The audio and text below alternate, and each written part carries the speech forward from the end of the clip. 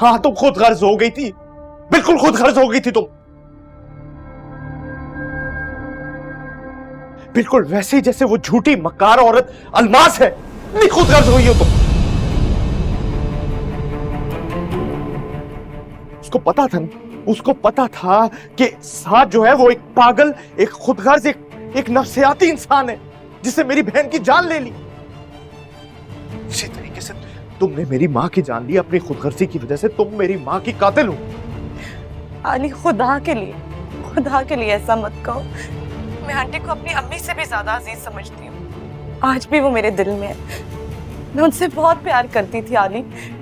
मैंने ये सब कुछ तुम्हारे लिए किया। रिदात, मेरी एक बात तुम कान खोल कर सुन लो कि जितनी शदीद मैं तुमसे मोहब्बत करता था, आज उससे कई गुना ज्यादा मैं तुमसे नफरत करता हूं। और हम कभी एक नहीं होंगे, कभी एक नहीं होंगे, समझी तुम?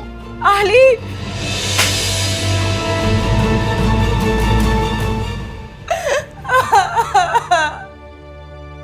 आली, आप मेरी मामा के बारे में कैसे बात कर रहे थे? दफा हो जाओ यहां से, मैं तुम्हारी शक्ल नहीं देखना चाहता। दफा हो जाओ यहां से।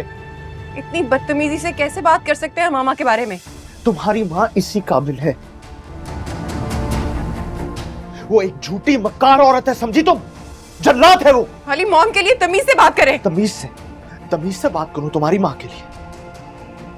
ये वही औरत है जिसने मेरी बहन को ना जीते जी एक जहन्नम में भेज दिया, ससुराल के नाम पे।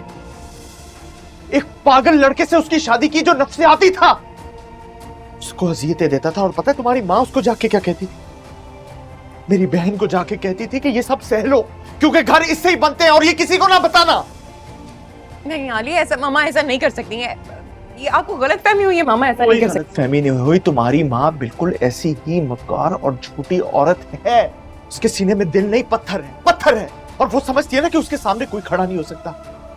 ये उसकी गलतफहमी मैं दूर करूंगा, क्योंकि उसके सामने अब मैं खड़ा होऊंगा और मैं बदला लूंगा अपनी बहन का उससे। और तुमसे मैंने सिर्फ और सिर्फ इसलिए शादी की कि मैं तुम्हारी मां से बदला ले सकूं।